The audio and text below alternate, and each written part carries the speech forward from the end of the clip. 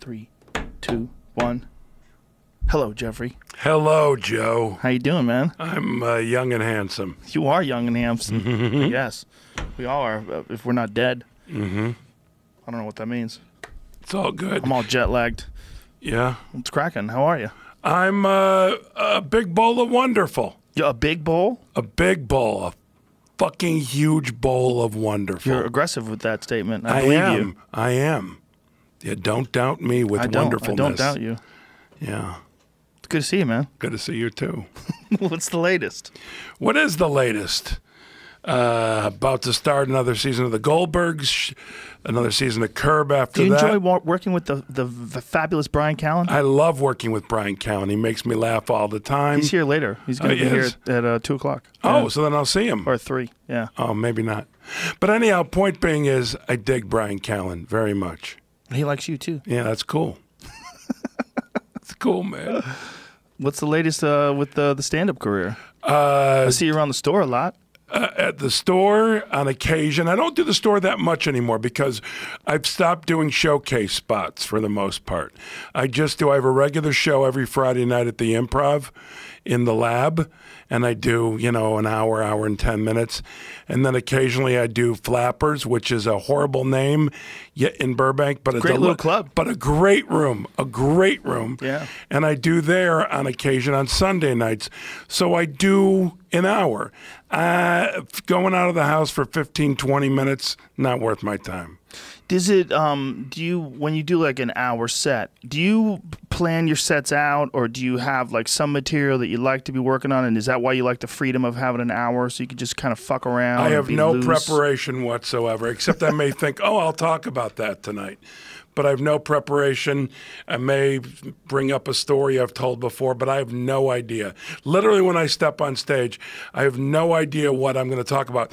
What does help me, what I've done for quite a while now, is I come up to a different song every time I come up. And then I just talk about that song, the story of the making of that song, who sang that song, what that song means to me, and that will usually lead me to something. That's all I need. Yeah, the reason why I asked is you have a very unusual style. Like yes. I've seen you a bunch of times at the store. You're very loose. Yeah, very loose. But it's a great thing because you have the confidence to do that. Yes. Like a lot of people have to be like super rigid in their preparation. Without a doubt, yes. Say things set up, punchline in the correct order every night. I'm only confident in the fact that I'm funny.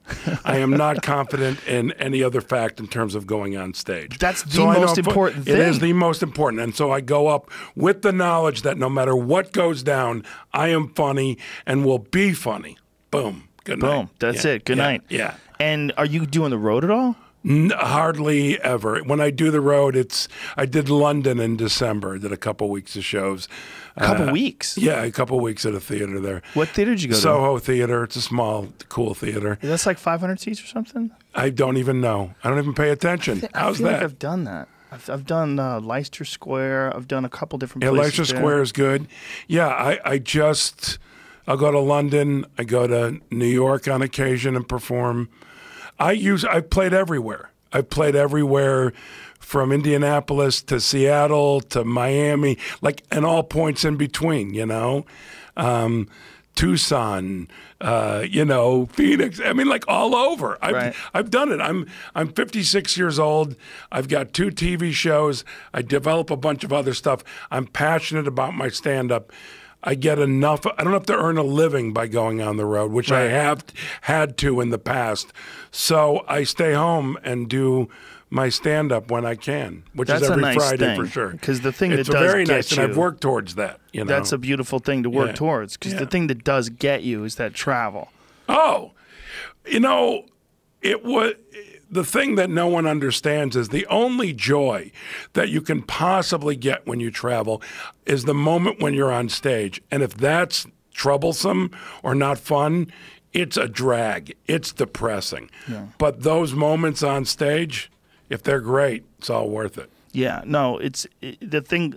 Also, when you go on the road, if you have to do morning radio and you have to do those kind of things, that's the thing, because your health. It screws up your time. You know what time you go to bed. Because I like to set. I don't worry as much on a consistent basis what time I wake up, because that'll be automatic. I try consistently to go to bed at the same time every night. It's a different approach that a psychiatrist told me, and it has worked wonders for me. A psychiatrist told you? Yeah, that it's because everyone always focuses on waking up the same time every day. Right. He said, focus on going to bed at the same time every night, and that'll be more productive for you.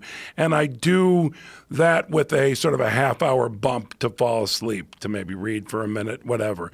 But I'm in bed usually by 10. I've never gone to a psychiatrist, but one of the shows that I was on, I was like the only person on the set that didn't go to a psychiatrist. I'm like, maybe I'm fucked up. No. By the way, if you're functioning in the world, that's great. Congratulations. I have sometimes trouble functioning in the world. How so? Well, it's like I find going on stage, I'm fearless. And I don't even like leaving my house. I prefer to stay home. I love napping. Oh, do I love napping. If I could smoke some indica and take a nap every day, I do transcendental meditation. I do all the chill things at home, and I leave to work. I don't like going to parties. I like a good dinner party, because that means I can have an actual conversation with someone. Right. But I was just at a party the other night, a goodbye party for a friend of mine. It was at Jeff Ross's house, and I had the worst time. I lasted 20 minutes. The only people I could talk to were comedians. There were a Who bunch else of would be at Jeff Ross's party but comedians? Well, some people with man buns in a hot tub. It was very unsettling and wrong. I wanted nothing to do with it. I said my goodbyes to my friend, and she's moving to Japan. Oh, wow. So I said my goodbyes, but I was out of respect to her that I went. But out of respect to myself, I didn't stay long. Man buns in a hot tub is Right. never You a good see combination. a man bun in a hot tub, you go, I don't belong It's here. over. It's I don't over. belong here. Yeah, you don't belong there. Yeah. That can't be done. No, it's bad. When did that start happening? When did the man bun Man start? buns, to me, like in a big way, a couple years ago. It was like samurais, and then there was a big drop off for a Right. long time. Samurais and then a big drop off. That's exactly it. I don't get it. I mean, why grow your hair long if you're going to wear a man bun? I think Either they grow like your hair the long and dig idea. it. Yeah, the idea of it, it's ridiculous. I was at a gas station in Studio City, and I was seconds away from talking to this dude. He had a man bun that looked like a bird's nest with a waterfall on the outside. And I just went, why? I just wanted to ask him. I go, I'm being totally friendly. I want to make this a conversation. Why? Explain. I don't get it. I feel like what it is just like they're letting you know that this is me when I'm out, but when I'm at home and I'm feeling sexy, I just undo that and Let it down. I don't know what it is. I just relax and I unravel. It's a and big then bowl I'm of wrong. sexy. It's a big bowl of wrong. And no, you're not Let it- sexy. let it go down. You're I'm feeling douchey. sexy. You're douchey. What's the by the longest way- your hair's ever been? Mine? I had like a Jufro type festival happening when I was younger, like longer, curly, but not like shoulder length. Right. No, you know. ridiculous. It's ridiculous. It's weird that hair grows that long only on your head. That's Right. what's weird. But by it's the like way, if you're hair going, knows if you're a better on your rocker arm. and you're growing like Robert Plant's had Right. cool hair, Oh, like yeah. go for it. Right, Don't that's man different. bun it. Yeah. Go for it. I'm all for long hair. Rockers have different rules. I saw a guy last night in a band, a bass player, big man bun, big bowler wrong. You know what I'm uncomfortable with? A CEO haircut in a rock band. Oh. What are you doing with that fucking button-down conservative haircut? See, I you dig that. Playing I a think, band. I think playing against type is a big bowl of delightful. Nah, not into Joe, it. we differ on this one. We differ on We this do. one. Yes. We do. I think a group of men, like I thought David Bowie's band, Tin Machine, I didn't really dig their music, but I loved the look of all them wearing the suits with the close cropped hair. Well, Bowie is so odd and so undeniably creative that he was Right. allowed to get away with anything Well, he he's wanted. allowed to do anything he wants, Yeah. but truthfully, if you have any sort of confidence, you can, except Yeah. a man bun. There it is right here. Yeah, there it is. History of David Bowie's. Yeah, but that dude should have cut his hair short, the one with the long hair. Maybe, but he's kind of John Travolta in Pulp Fiction-ish. He cut it short. There he is. The pressure from the other three guys got to be too much. He got tired of buying shampoo and all that bullshit. Yeah, the upkeep is ridiculous. Yeah, it's outrageous. Yeah. Dudes who condition their hair and they have to leave it in for 10 minutes. Oh, that's a big bowl of, come on, man. Come on, bro. Yeah. But for something, there's some reason why it is okay in a band, but it's not okay for a comic. Like a comic with long, like Led Zeppelin hair. Because you know what happens when a comic does that? Their whole act becomes about it. And it's like, dude, that's just boring. Do you remember Jackson Purdue? I do remember Jackson Purdue. Crazy long hair, like a band guy. Yeah, a lot of material about his hair. He did have a lot of material about his hair. I know. I just, I used to, when I was younger, I went for the obvious. I did a lot of material about having a big head. No. Now it's of no interest to me. You couldn't also do like the Robert Plant shirt thing either. I have a Robert Plant shirt. But not if his. You never like let it open down to your crotch. I think it's called Nurses Do It Better, or Nurses, someone nursing on it's powder blue. He wore it on one of the Zeppelin tours in the early 70s, and I saw it for sale on Amazon, and I bought one. It doesn't give off the same vibe. Yeah, it's different with different people, right? Yeah, but I always, one of my non sequiturs to tell people all the time is, you love the nursing industry. I just say to people, you know what you love? You love the nursing industry. I've said that to nurses. And even. what do they say? People just chuckle. They don't know how to make it. It's a non sequitur. He's weird. Yeah, it's a non sequitur. They don't know, non sequiturs throw people. Laughter. Yeah, nervous laughter. There's certain looks that came and went and people tried to bring back. Like, do you remember a few years back they were trying to bring back bell bottoms? No. Yes. That's how much of a failure it was. Bill Murray was actually photographed a couple of days ago at a golf course with some fabulous bell bottoms on. Oh, see, that's delightful because it's so wrong that it's beautiful and perfect. They're crazy, too. Look at the picture. Look at them. Oh, see, that's a big ball. He's so fun, that dude. He's wonderful. He is so fun. Look at him. He lives in South Carolina or something. Yeah, well, I think it's because of his kids. That's why. What it is? Yeah, I think it was a family thing. Oh, that's a beautiful shot. Bourdain's show, and Bourdain interviewed him in his small town where he lives, and it's like, wow, look at this guy, just kind of hanging out, being normal, no girlfriend, no wife, just being himself now. But you don't know that he doesn't have a girlfriend, or he was talking about it. Oh, he was talking about it? I don't think he was talking about it on that show. He was talking about it in an interview. Yeah. That he just doesn't want to do it anymore. So leave me alone. Yeah, leave me alone. Stop. It's delightful. That's why I like staying home. It's nice. As a matter of fact, at the end of my shows, I always thank the audience for actually leaving their homes to come see me, because I know what an effort that is, and I'm so appreciative of it. So you're just a homebody type character. Yeah. It's like my life is extraordinary, so I want to live as ordinary a life as I can. That makes sense. Just calm. Yeah. It doesn't have to be ordinary. Chilling, man.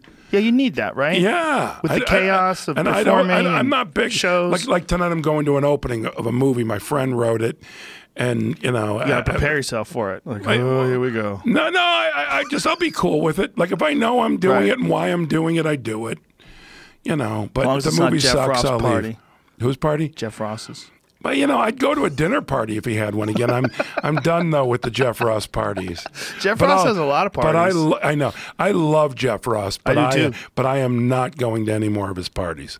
Tell him. I'll go by myself to his house. I dig grab him, put 2 hands on his shoulders, tell him you love him. By the way, I will. As a matter of fact, next time I see him, I'm going to talk to him about the man bun in the pool.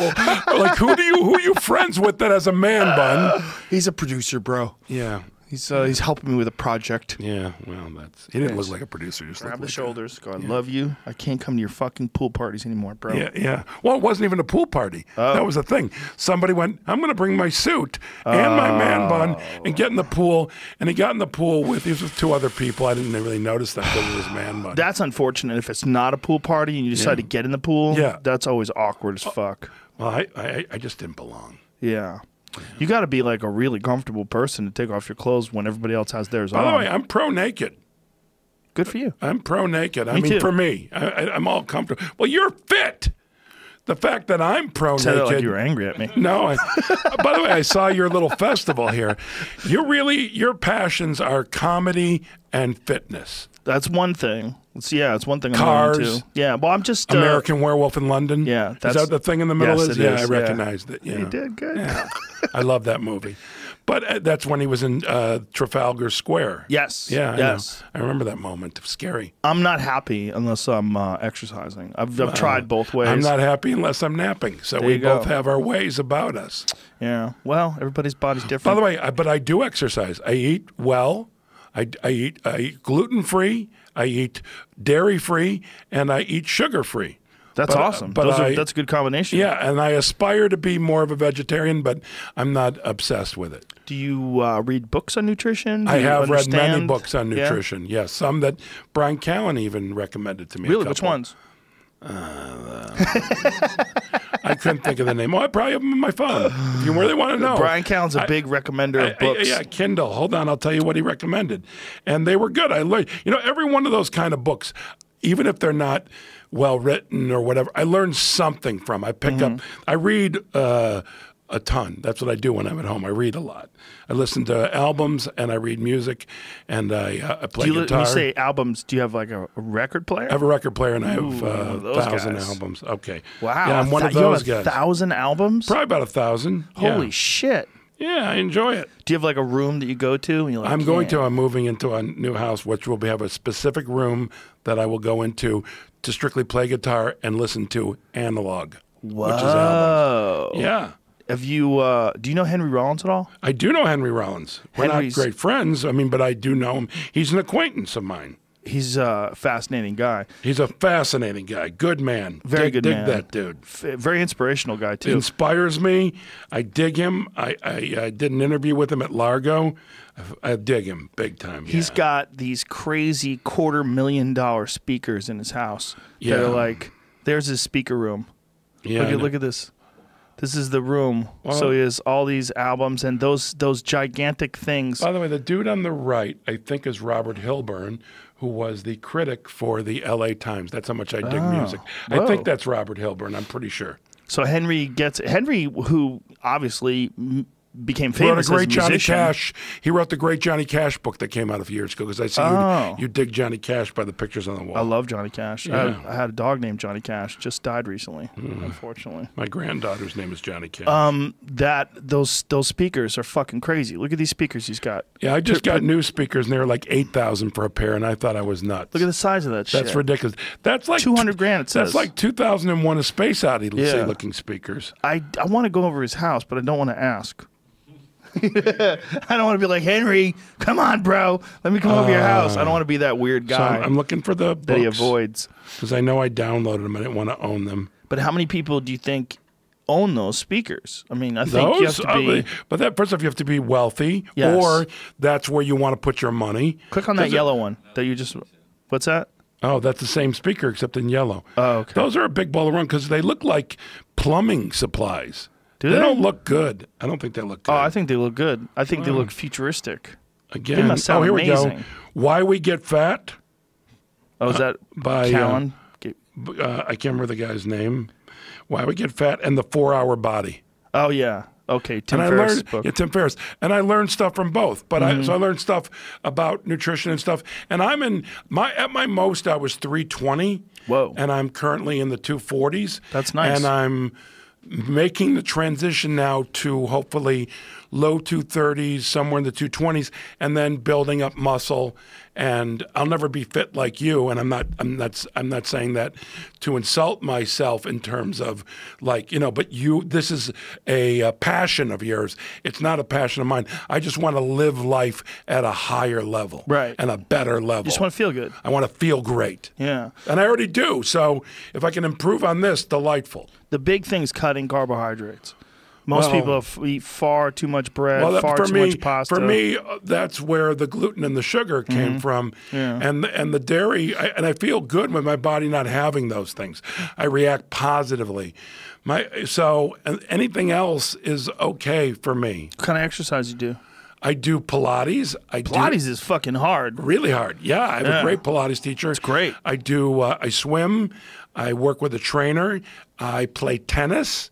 Playing tennis tomorrow morning. Today's Wednesday. Yeah, tomorrow morning I'll be playing with my tennis teacher. I play golf, which is not that physical. However, like I was at the store buying stuff the other day, at the golf store, and the guy was a very nice guy helping me, wanted to sell me something that I don't have to bend over to get the ball. I go, I think that bending over and, as a matter of fact, stretching my hamstrings, really, I don't know the benefit I'd get from golf if I didn't at least bend. He's telling you not to bend? Well, they have these things so people don't have to bend. Well, that's for people with like really bad backs. No, right? no, it's for lazy people. That's what I think a lot of people. So for me, it's a matter of pride to bend. Well, because if you have a bad back, you probably can't swing either, yeah, right? You can't swing, yeah. Because it's a lot of your back. But I do a lot of different things. I love sports. I used to play, when I was younger, I played baseball and football. Do you ever play golf or tennis, rather, with Callan? Because he's a tennis freak. No, I should actually. By the way, I just started again. I haven't played tennis since I was a kid. I'm actually going to talk to him about that. Hopefully we can play some. The thing about tennis, though, is it's a lot of like going left and right and putting weird strains and pressures on your knees. But it's great for bone mass. Oh, okay. Yeah, it's good for it. Bone mass. That makes sense. Yeah, pushing. You're pushing, yeah. Pushing off, yeah. No, I dig it. And by the way, I'm not going to play competitive with him. I'm going to hit with him. Right. Because he could probably beat me. He also weighs about 70 pounds less than me. Yes. So he can move better. He's spry. And he's been playing. He's very spry. He takes his physical fitness very seriously. He does. And he'll tell you about it. Oh, yeah. Listen, I know. Yeah. He gets very serious about half-assing everything. He gets very serious. Oh, okay. You know what I'm saying? Like he's never gonna like commit to being like a professional tennis player. Right. But he'll get pretty serious about kind of getting into tennis. You know well, what I'm talking that works. about? Whatever. Sure. Who needs the stress? Yeah, but no, I'm saying it's like a good balance. Like I get obsessed about things. Mm-hmm. He gets obsessed about kind of getting into things, but then doesn't go like we started out doing jiu-jitsu together. Follow through. Exactly. Yeah. Exactly. You are a follow through. Fucking motherfucking follow through. All a person has to do is walk around here and go, or look at you. You're a fucking specimen, you fucker. You're a specimen. Just trying to stay sane, Jeff. That's right. Are you married? Do you have a girlfriend? Yep. You're married. Yep. Yeah. Your wife must appreciate that. What, the physicalness? Well, you're a good man, but looking over and going, my husband's not a fat piece of shit. He's a fit motherfucker, and I'm gonna fuck his brains out tonight. Does she ever say that? No, Okay. not around me at least. Well, she should. Maybe I should start bugging the house. You Find out should. what she says when I'm not there. When you're not there, I bet you that's what she says to her friends. Are you married? I can't answer. Yeah. Okay. Yeah. I don't want to pressure you. No, don't pressure me. That's like I can't talk about that right now. Yeah. I can't. That's probably good. Transition's healthy. Yeah. I like it. Yeah. Things are in flux. They're fluxing. I'm in a flux festival. It's not bad. Yeah. No, it's bad. There's no winning. Oh. Yeah, There's no I've been winning. there before. I love my wife, but I don't want to go home, and I love being alone, but being alone blows. So there's no winning. There's no winning. I'm a sad young man, but I'm really happy. Because I'm functioning at a high level. I'm rising. I'm rising up. You know what I mean? I'm facing adversity head on. Yes. But yeah, my wife is a lovely woman. Lovely woman. Good woman. That's one of the things about going on the road. You appreciate people when you come back. Oh my God, yeah. When you're with them but every day. do they appreciate you? Good night, everybody. Yeah. Try the wings. Yeah. If you're there with them every day, staring at each other. I mean, no, I don't care who it is. It could be your best friend on the planet. Too much time with somebody, except for rare exceptions. Right. Wow, is that bad? Yeah. It could be terrible. Yeah. It could be terrible. Yeah. Almost everybody. Yeah. Yeah. People, you need to be around variety in terms of like different styles of communication. Yeah, most definitely. Yeah. And by the way, I don't stay home because I'm not like staying home because I want to avoid experiences. I like experiences, and I'll go have an experience. But when I deem that experience, like Jeff's party, not good for me, I leave. Yeah. But if I'm having an experience that's new, and I'm digging it, I'll stay. That makes sense. Yeah. No, well, you know what you like. That's a healthy I'm 56 years old, man. Yeah. I know. You're a man. I'm a man. Yeah. I am a man. You're a man. I'm Jeff Garlin. You're an actualized man. I'm an actualized. I'm aspiring to grow all the time. That's my thing. To be a wise man. I aspire. My goal is to be a wise man, and I'll never reach it. Not that I'm be stupid, but I'm saying it's always evolving. I have a friend, and many, many years ago I was at her house, and she had this sign that said, "Enlightenment is possible in this lifetime." And I saw that, and I went, "Whoa, Wow, that's deep." By the way, levels of it and putting you at a higher place than you are, I agree with. But true enlightenment, I'm not cynical. I have more of a critical eye. There you go. Right. But that's possible. I'm not cynical. I've never seen it. I've not seen it, but it's like I'm not going to deem it impossible because then who am I? And that's like me saying there's no God. That's like me saying, I'll tell you who killed Kennedy. I don't know. Right. And it's also what exactly is enlightenment and by whose standard definition. Right. Well, so maybe if you have a very low standard for enlightenment and you reach whatever that level is, you go, I did it in my lifetime. Look at me.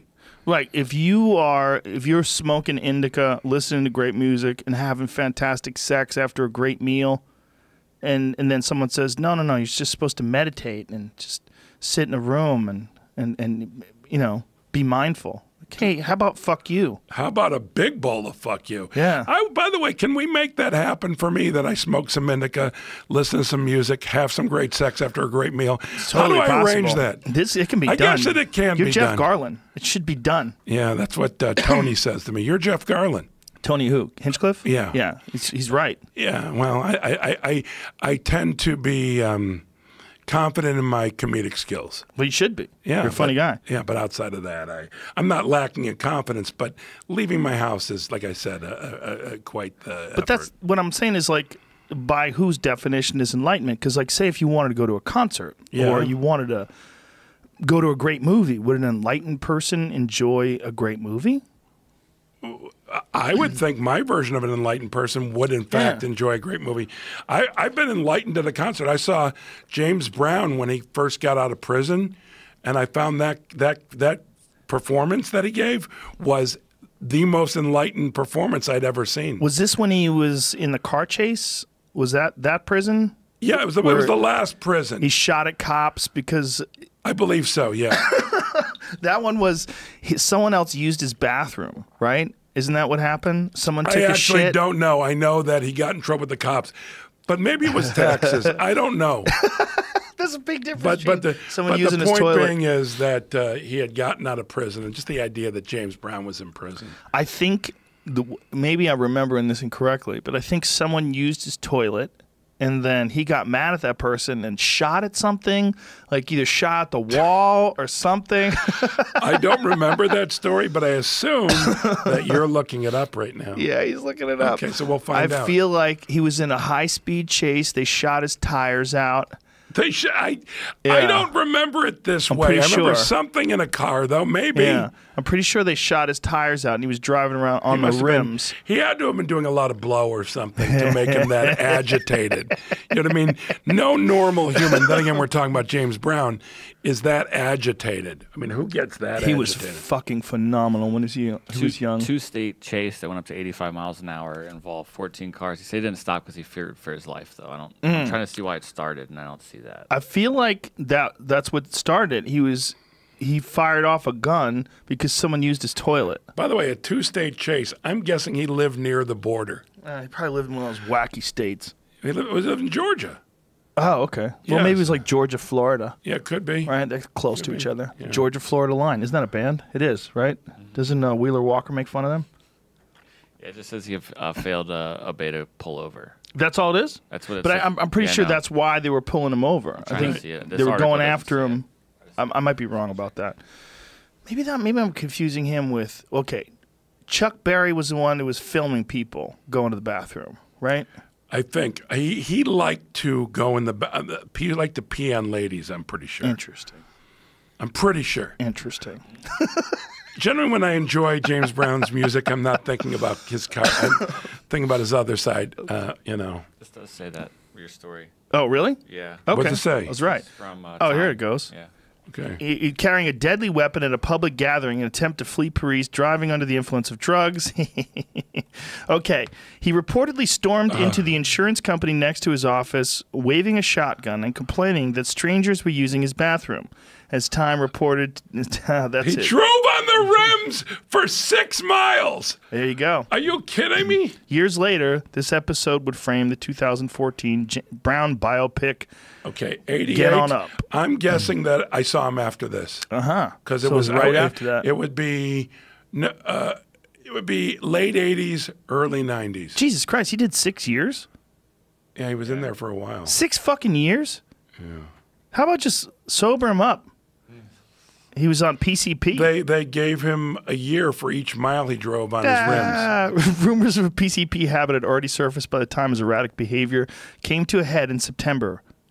Wow. PCP is a tricky one, He sang huh? in the prison choir. I bet he did. Shit, imagine you go to jail for like stealing a car and your fucking cellie is James Brown.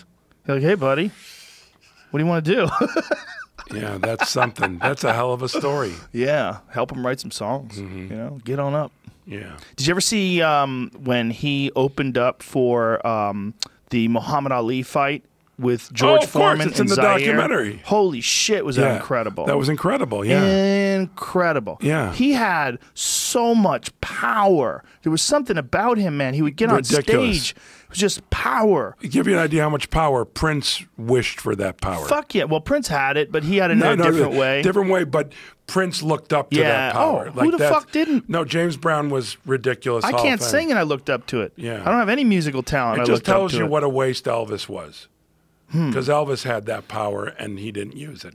He had it early on, and then He could never dance like James Brown, though, or if he did, he oh, never showed but it. it would be different. It's a different kind of power. If he just took and harnessed what he had. Here it is. Look at this.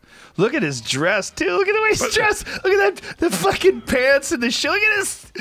God damn. Drop it down, doing splits. I know, he was not human. And by the way, he's not even really flexible enough to do a full split, and yet he's still dropping down on stage. Do you know he was wearing a turtleneck that night? And I said to him, "Cut that baby out." Look I at said, that. Let's leave a little bit. Let's put your initials on there. I think that was done in advance. All the girls he's hanging around with. Yeah, I know. Probably fucked He's all of them, James too. Brown. Whoa! Yeah, look at his giant ass band. I don't envy those people. Do you know when you see people with bands touring? Got all those people, all those working pieces have to fall into place. Yep. Look at all that, though. Yeah. But no. goddamn, what a performance! Well, What when a I saw performer. him, it blew my mind. It literally blew my mind. Well, what's interesting too is that Prince, who died of painkillers, he died from fentanyl. Yeah. He blew his hips out dancing. Like that was the thing, and that apparently is a very common thing. My friend Maynard Keenan from Tool, the lead singer of Tool, he just recently had his hip replaced, and he was doing. He's big into jujitsu, loves jujitsu, and he was having a really hard time doing certain things. So went to a doctor to see what's going on with his hip. And they're like, dude, your hip is gone, son. Like, it's just And deteriorating. now is he functioning at a high level? Yeah. He's Look at fine. that. That's great. The hip replacement is one of the most unusual ones in terms of like its ability to restore you back to a fairly normal state, other than running. Why being a comedian is delightful. We don't have to do any of that shit. No? There's no get on up, get on up. No. And by the way, when you see someone moving around like that on stage, I will bet you every penny I have they're not funny. Callan moves a lot on stage. He's very funny. Nah, he doesn't move like Sometimes he throws kicks. All right, so and- upstairs in the belly room. no, the improv upstairs. Okay. You know that green room thing? Okay. There's a monitor on stage with a thing, and I will turn to whoever I'm with. I go, funny, not funny, because I can watch and tell whether the comedy is coming to them or whether they're pushing it. And most of the move around people are pushing it. But They're Jim selling. Carrey was a move around guy. He was always really funny. But move around in a different sort of way. There's doing exceptions. Well, there's exceptions to all stuff, like Right. all things. But in this sort of way, I'm talking about when someone just stands there and talks and then they're doing some sort of movement, it's not good. Jim Carrey, there was a purpose. Right. Brian, it's part of who he is. Yeah.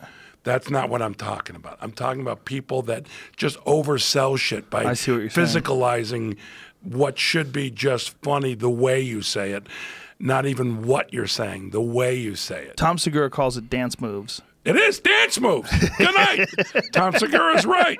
Tom Segura's funny. He's a genius. I used to call it English, putting like English on a cue ball. Spin. Yes, The it's cue ball English. spinning around. Totally But unnecessary. dance moves is better. Dance moves is so I've adopted dance moves now. Dance moves is and that's what I'm talking about. So Jim Carrey and Brian Callen do not have dance moves. Right. They just are funny and they also move. Yeah, there's a reason for their Yeah. moving. But yeah, I don't know of dance any- moves. Oh, come on, man. And you know what's so funny? Years ago, I remember anytime I saw someone miming having sex, pumping air, Yeah. I would just go, not funny. No. It was just like, it was a sign of like, But what if there's a bit where you have to mime pumping air? There's got to be a bit. pumping air? Yeah, but you mean like there's got to be screwing pumping? Some bits. What? But who doesn't know what that looks like? Why do you need to pump? Maybe there's a reason. There's got to be a something. Unless like you're imitating someone having a heart attack pumping. Right. Or if the content is about your physicality, Right. that's not dancing. Right. Dancing's when you put like English, like when you're doing this to accentuate what you're Yes. saying. It's like, screw that. We don't need that. Well, do you ever go to open mic nights? I used to do them up until recently. Really? I would just show up and say, "Can I go up and do 10?" And and what was really fun was when the person who had them didn't know who I was. Oh, That that's was great. great. And then I watched as other people explained. And it was cool because I didn't have an attitude, Right. And I would do my sets. And the audiences at open mic nights they're terrible. A lot of times, yeah. Yeah, they're there to see their friends or they're Right. tired or whatever. Or they've been beaten down by totally unfunny shit. Totally unfunny shit over and over and over again. So yes, up until about 4 or 5 years ago, I used to go to open mic night. What's fascinating about open mic nights is you're watching people try to figure out how to be funny. Like you're watching people, like if you go to the store like tonight and you go there, it's going to be a packed house. It's all Chris D'Elia and fucking Andrew Santino and Ali Wong. It's all killers, and you're seeing high level comedy over and over again. And so you get into that vibe and you're like, oh, this is a great place to be. But if you go to an open mic night, you're seeing this like primordial ooze. You're seeing single-celled organisms. You're seeing things that you really shouldn't be seeing. Sometimes. Because every now and then you see a little I explain glimmer. to people, get as much stage time as you can without people seeing you. That's good too. That's very good advice. But you need to go on stage over and over and over again. But don't go on stage at any popular places. Go on stage at the suckiest, because you only learn from when you suck. That's a big part of it for sure. That's one of the Feels reasons good why to kill. I really admired Charlie Murphy, because Charlie Murphy was essentially a famous open micer. And when he started, I mean, when he started, he had never done stand-up comedy ever, and then he was just a really funny actor who was the brother of one of the greatest comics of all time, who got on the Chappelle Show and then started doing stand-up. And Charlie would just fucking do it, just go and do it. And he had some rough sets too when he was famous, like really famous. By the way, you think when I did those things that I didn't eat it plenty of times? Oh, open mic nights? Yeah, Everybody eats it there. But what I had was I was in control of myself. Yes. And it didn't fall apart. Which, Right. if you're an amateur, it would fall apart. Yes. But it doesn't mean I did well. Well, of course. As a matter of fact, I remember one time Dice came into the store. This is probably 4 or 5 years ago, maybe 5 years ago. And he came up to me and goes, "I'll go up after you." It was very respectful, very nice. And I said, "No, I really want to follow you. I want to see what that's like. I've never followed you. Please go up there and go for broke. Go for fucking broke." I go, "How long are you doing?" He goes, "Well, maybe a half hour." I go, "Great. Go up there for a half hour. I got nowhere to be. I'm going to watch you. And then I want you just to fucking hold nothing back." And then I went up after him. You know how I did? Fine. Didn't do good. Didn't do bad. Did fine, because I knew how to handle myself. My professionalism, Yes. the craft of what I know won out. Yeah. But there's no following that with what I do, which is totally different, and having the audience go, "Oh, this takes it to a whole new place." No. Did you ever listen to The Day the Laughter Died? Yeah, Rick Rubin's album with him. Yeah. Fucking phenomenal. Yeah, great and album. it's just eating shit for right 2 hours. 2 hours, I know. He showed up at Dangerfields. For people who don't know, it's literally, I will never forget. I was just starting out. I think he did this. Look this up when that was. I want to say it was like 1989, 1990. No, it was after that. It was fairly early. It was No, fairly it early was because after I that. was very young in my no, career. It might have been then. Because I was still living in Boston. No, it might have been then because 89. Yeah, because Okay. I was thinking about me living here now, but it came out the first time I lived here. Well, I was living in Boston, and I was just starting out, and there was a great comedian named Mike Donovan, who to this day is one of the funniest guys I've ever seen in my life. And Mike Donovan was laughing to the point where he couldn't breathe at Dice doing this set while he was doing fucking stadiums. I mean, Dice was doing enormous Nassau Coliseum. What's in the bowl, bitch? Oh! Yeah. 20,000 people. Yeah. He was the biggest comedian of all time. Yeah. And he just decides to show up at Dangerfields in New York City randomly, like a Monday and a Tuesday night, doesn't tell anybody he's going to be there. I mean, there's 13, 20 people in the crowd. He records 2 different sets, and he has no material. I mean, fucking none. He's making things up as he goes along, and people are getting angry at him, and they're walking out. And he did a bit about Richard Nixon, about how he eats ass, and when he eats ass, he does it like Richard Nixon. He was like, "Oh, I love this fat fucking ass." He was doing this Richard Nixon impression of eating ass. And for whatever reason, Mike Donovan thought it was the funniest thing he'd ever seen in his life. He was wheezing, like couldn't breathe, talking about Dice doing this impression. And I was like, wow. This is like comedy for comedians, but for the people that were in the audience, like a guy got up, he goes, "You're about as funny as a glass of milk." The guy said that to him and then left. That's one of the best things on the album. These people from like Kansas get it. "You're about as funny as a glass of milk," and walking off and Dice shitting on them. But to have the mindset to be at the not just the top of his game, but literally the top of stand-up ever. No one before him had ever sold out Madison Square Garden multiple nights in a row the way he did. I mean, guys have done it since then. You know, Dane and Louis, and there's been a bunch of guys, Aziz, but no one did it like he did then. He was the first ever to do that. And to do that, and then to record these fucking awful sets, and then put it out. We're going to fucking put it out. I guarantee that was Rick Rubin's idea. You think so? Oh, and without a doubt. But you know Dice? Dice is like that. I know Dice and I know Rick Rubin. I bet it was both of their ideas. Well, maybe he didn't fight Rick Rubin. I'll have to ask Rick Rubin next time I see him. Yeah, ask him. I never him. asked him that. But that sounds to me like Rick Rubin going, "Let's do this." Interesting. Yeah. But it was such a crazy, bold move. I remember thinking at the time, because I was terrible in 1989 when it came out. I was just like confused. Like, how does one do that? Like, one is so confident that they release something that sucked. Because I was when I was 19, it's me and my girlfriend Marta. Me and Marta were sitting in my car, and I had a cassette player, and we're listening to Dice. It was just called Dice. And crying, laughing. This was before I'd ever done stand-up. And I remember thinking, wow, this guy is fucking something. Like, what like the amount of power that he had, like, on stage, and these roars from the crowd. And we're sitting in my car laughing our asses off to this cassette. It wasn't even a CD. That a couple years later, he decides, I'm just going to put out something that sucks. The day the comedy died. The day the laughter died, yeah. And he's got like one of them fucking paperboy hats on the cover. No, it's black. A bold man. The cover's Black and black, white. and there's just a little picture of him on there. Is that what it is? Mistaken. Yeah, small picture, I think. Or maybe it's a big picture of him. There it is, I right don't there. remember. Oh, no, it's a big picture. We should get but it is small in comparison to the actual CD. Yeah. See if we can get, Jamie, let's get a framed copy of that and put it on the wall somewhere. Was it released as an album? Like on? I don't know. Yeah, Let's get the image. I guarantee there's vinyl. Guarantee. Yeah, find it, see if we could buy it in vinyl. Look on Let's eBay frame right it. now for the day that They did it again. He did it again? Yeah, 3 years later.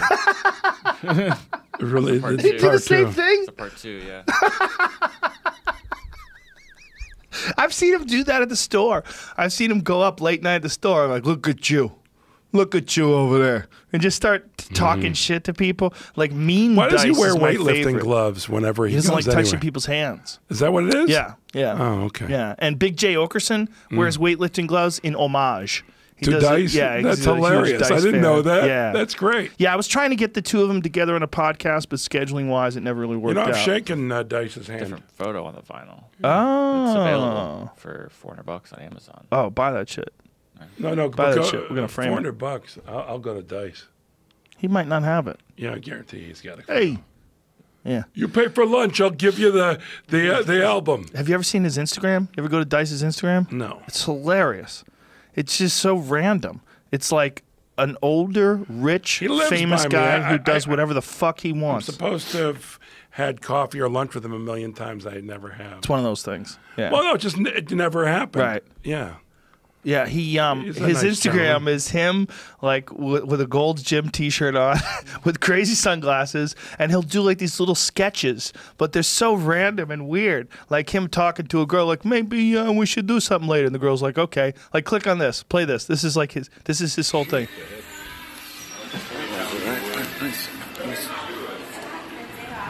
You like skateboarding? I was thinking about it. Skateboarding, yeah. Yeah, maybe we should do that. That would be a good time. Can you cook dinner for her is the question. Why don't you stay out of this He one? I'm doesn't trying. even I'm know not how to in. use the phone. What's your name? Nicole. What? Nicole.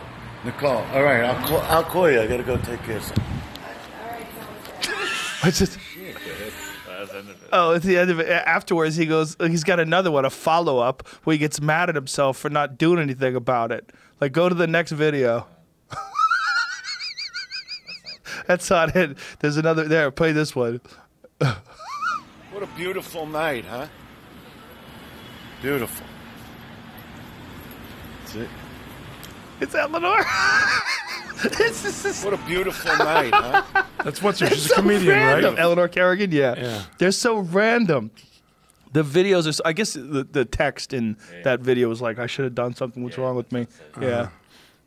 But this is him. Why did I leave? I'm so dumb. But they're so random. It's like, what is he doing? He's just Being Dice. He's just being. He used to do that at the store.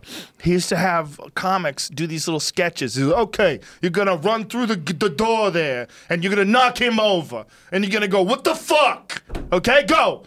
And the guy would do it. He'd run into the door and knock the other guy over, and he'd go, what the fuck? Yo, perfect. Do it again.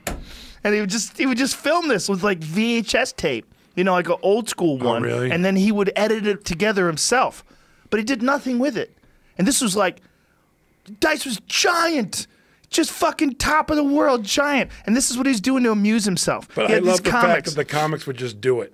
Oh, Jesus Christ. You're just so happy Dice is talking to you. Yeah. He's the reason why I started doing the road. I would just do the store all the time. I was constantly at the store. One time we're in the back, goes, hey, you're funny. You should do the road. I go, yeah? He goes, yeah. He goes, you don't want to rely on these fucking assholes for money. He goes, you could fucking do whatever you want. Go do the road. I was like, yeah, why don't I do the road? Because I was just doing TV shows. And then, you're doing TV shows, you're kind of trapped in this. This is how you make your living. You got to kind of always be acting and always be going on auditions. I was like, yeah, because I wasn't making, you don't make real money at the store. You make like $15 a set or whatever you make, I've spent, 1 year I never collected a check, and then they never had them again. At the store? Yeah, I'm guessing with the number of sets I did, probably about $2,500, $5,000. Probably donated back to the club. Yeah, it's donated back to the club. Yeah. It's not donated to any charity on behalf of the store. Yeah, no, not a charity. You're donating to the charity of the store. Yeah. I don't care. I don't care either. Yeah. It's a good donation. Mm-hmm. Yeah, that's a place is a fascinating place. Really, I was gone for 7 years, and I've been back for 4 now, and it is just I love the original room. Oh, it's incredible. That's the room that's got it going. I left all 3. I don't. They're all different. The belly room's okay, and the main room By the way, the main room, performing in the main room does not bother me. I hate the green room. Really? Hate it. Why? The cocaine piano in the middle of the room, and It's the best piano. yeah. The fake But the piano. point being is, most of those people I don't want to see. Oh, They hanging irritate around me. back there? Yeah, they just irritate. I know what There's you mean. such a negative vibe. Really? I think that there's a lot of comedians that play there that are a big bowl of dead weight. Whoa. Yeah. Wow. But there's I a don't wanna lot name of any names. But there's a lot that are joyful and great, and I dig, and I like watching. And my favorite thing to do is laugh at my fellow comedians. But on the flip side, some people just, man, their presence just depresses me. Wow, interesting. Yeah. I don't feel that. Okay. Maybe do an impression of No. just mime it. Mime No, mime what they no, do. No, but some really, I think, yeah. Because, the thing when I started in comedy, which is 82, working through, comedians really were a group that stuck together. You don't think that's the case now? No, I think Wow, that that's interesting. I think for the past, I think it started changing in late 90s, 2000s to where it was every man for himself. And a lot of people, it wasn't like you're part of this fraternity. It was like, fuck you, I'm going to do this, My thing with competition is go do your thing. If the audience digs you more, great. If I'm auditioning and you're auditioning, go beat me in the room. I don't give a crap. But there's such a competitiveness. And I know that's part of why Eddie doesn't do spots. Because Eddie Murphy? Eddie Murphy, because when I work with him, I would say, why don't you go? He'd say the looks that I get and the vibe that I get from comics, it's not pleasant. And I go, I knew exactly what he was talking about. That's so weird. I have the exact opposite feeling Well, about good. comedy now, and about, it's particularly like the store and like the camaraderie of that place. I don't get it. By the way, I dig a lot of people there, but the people who I dig know I dig them. Right. And the other ones who I don't dig don't know anything. It's not like I spend time Right, being of negative. course, yeah. But there's lots of guys and gals that are great, but also plenty of them that please step away. I was having a conversation about this with a friend of mine recently who was living for a while in a place that he hated. And he was saying that if you're in a place where everyone's negative, you really kind of forget that people can be positive. Without a doubt. Yeah. So why should I leave the Comedy Store and at least half of the times I play there, leaving there driving home feeling like not positive? That's so weird. Whereas, by the way, I sometimes now arrange it. The only set that I do at the Comedy Store now is I sometimes will close the 7 o'clock original room show. Because there's no one after me, so if I'm 5 minutes long, no one's giving a crap. Right. And they've already seen the whole show. And I can do that, zip in, do it, and get the hell out. I'll do a benefit in the main room, or like I did, Tony's show. Right. Kill Tony. Kill Tony, Yeah, we yeah. got to bring you into the fold, Jeff Garlin. Bring what into the Bring fold? you into the fold of the nice people. By Bring the way, you into the fold. By the way, I know the nice people. I have nice conversations with them, but the other people are always there hovering. The hoverers. I don't like a hoverer. No, hoverers. Stop hovering. That is brutal when you're having a good By the conversation. way, and if you're not into a groove, if your groove is not about making people laugh, like I don't care whether you're political, social, how you do your comedy. But if your ultimate goal isn't to bring joy into people's lives, what's the purpose? Right. If it's not about the laughs and joy. Right. And so I find, here's the thing I don't dig. A lot of ego running around the store when I'm there. And most of the people I don't like have the biggest egos. do you think that they're the most threatened by confident you people- because you're a very accomplished guy? So maybe that's why you're getting that weird vibe from people. I've been told that before, but if I thought that would be weird. So I don't pay Right. attention Maybe. to Well, that. that's because you're a You know, pretty there's a humble great guy. line. I'm not an alcoholic, but I do know this line from the program, which is, "What you think of me is none of my business," which I love. That's a great perspective. Great perspective. So what they think of me is none of my business. I just know what they're putting out there. That's all. Yeah, I think sometimes people will look at you and go, "Well, here's a guy who's been on, some of the all-time greatest television shows ever. You're a guy that's got a massive, your resume, your accomplishments as a comic and performer is Yes. very enviable. So maybe perhaps they see But you and I they're like, look this at guy's myself as a in." generous guy. On every level. I like being generous, and I like helping comics, sticking my hand out, doing what I can to help. So I don't feel that I put anything that they should be fearful of out. No, but I think it's their own issue. I mean, I remember when I was starting out, I would get real uncomfortable when I was around really famous people. I'd be like, wow, it feels weird to be around this guy in real life. I get that. That can be. But when you and I had met, you've always been very, very friendly. Well, that's what I want to be. I like to be a warm, thoughtful person who most of the time prefers to stay at home. Yeah. But if I'm going to go out, if I'm going to go to the farmer's market, if I'm going to go to the comedy store, I'm prepared to talk to people, take pictures of people, be warm to people, engage with people. Because if I don't want that, I stay home. Right. And so if I'm in a negative, bad mood, I really will go do my set and get out, but that doesn't happen very often.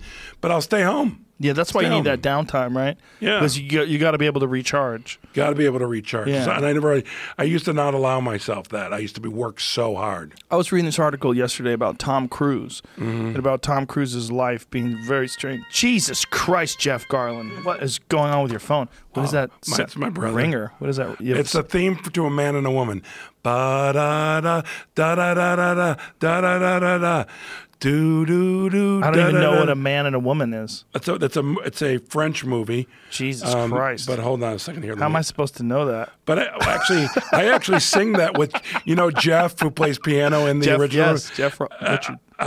Not Jeff Richards. Jeff Scott. He and I. Jeff Richards. He'll start. I'll look at him and I'll go, "I'm not singing tonight," and the audience most of the time goes, "Oh," as if I'm known for singing, which I make fun of them. You're Barry but Diamond. then in the middle of the show, I'll just look at him and go, "Jean sais and I sing, and then when I'm done, I tell the audience that I'm very accomplished at French gibberish, which is what it is. But yeah, it's a great song. So do you have custom ringtones for when different people call you? No, I just have a That's theme the for one? men. And generally my ringer's off, which is off now. Last thing I was listening to is Buddy Guy. Ah. The blues is alive and well. Buddy Guy's newest album. He's, I think, about to turn 82. I'm going to go to Chicago He just for his put birthday. out a new album and he's Just put out- 82? And it's a badass album. Of course it is. Oh, he rips it, the whole album. He's course he amazing. does. But that inspires me to still, by the way, everything about aging is about relevancy. How are you contributing? Right. Like George Carlin. No one George cared Carlin. that George Carlin was Doesn't matter. 75 or whatever he was. Doesn't matter. He's relevant. He's still contributing. Carlin. Yeah. That's what I aspire to. Relevancy. To contribute to mankind, to my art, to everything. Yeah. So I'll never be like, if someone says, who's that old dude, and I'm not doing anything based on what I'm aspiring to do, that's their issue. Right. Yeah. Because I will be, to my best ability, relevant. That's an interesting perspective because it's really true, but it's something that people don't think about. It's like rock stars in particular. Like no one looks at Mick Jagger and go, why is that guy still doing it? Because when you watch him do it, you're like, oh, Jesus, he's still doing it. He's still doing it. He's like, button your lip. Yes, baby. watching him live is ridiculous. And by the way, he really moves, no kidding around, like at the oldest 30. No, he moves phenomenal. It's ridiculous. And he's 71. 70-something, still shooting loads into hot models. He had a baby recently. That's my stage name, by the way. Yeah. Is it? That's Yeah. my band. How do you have that stage name? And that's my band's name. I didn't license it, though. So I'll give it back to you. My apologies. Bruce Springsteen's another one. Springsteen's in his 60s. By the way, I saw that phenomenal. show. I saw that show. Yeah? And my jaw was on the floor. I could not believe that His show. Broadway show? His Broadway show. It was one of the greatest things I've ever seen. 74. He turns tomorrow. Yeah, 75 tomorrow. Yeah. Jesus Christ. And he works out, I believe, twice a day, every day. Does he really? He does yoga and he trains with weights and all. See if you can find Mick Jagger shirtless as I'm an sure old there's man. ton. Yeah, but I mean, like recent, right? Well, now go to Tools. Go to Tools to the right. And then go to, Time. Yeah, there we go. That's the old picture. I know. Yeah. Say right recent. See if you can find a recent one. There's a lot of pictures of him with his clothes off. Jesus Christ, Mick. Put a fucking shirt on, huh? Yeah. What are you, a hot model? Yeah, he's an interesting man. Here we But go. that's why I say to you, there's always exceptions. There, far right. What do you got there? Is that him? That's a Nick model. Jonas. Oh, that's not Mick Jagger, you son of a bitch. That's him at 40 with the beard. I know that for sure. So that's the oldest one I've seen. Okay. Well, either way, the guy has he's a ridiculous. crazy. But his movements are what's amazing. His voice has not. I think is still amazing, and the way he moves. Yes. It's so fluid. It's so beautiful. He does a lot of yoga, I'm pretty sure. Yeah. Google his workout, Mick Jagger's workout, because he's incredibly disciplined, apparently. And then look up Barnaby Jones reunion. Oh, just out of curiosity. Is that coming? Look at him. Look at that right there.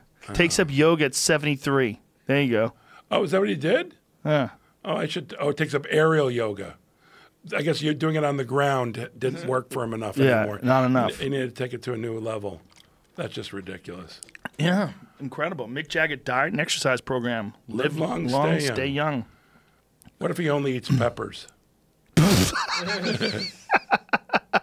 I was just in Thailand, and when you go to the bathroom, right by the toilet, they literally have one of those garden hoses that you would wash a car with. They don't even play with bidets. Because with those peppers, when you're eating that Thai food, like this kind of splatter that you're creating, they're like, let's just be honest. Toilet paper is not good enough.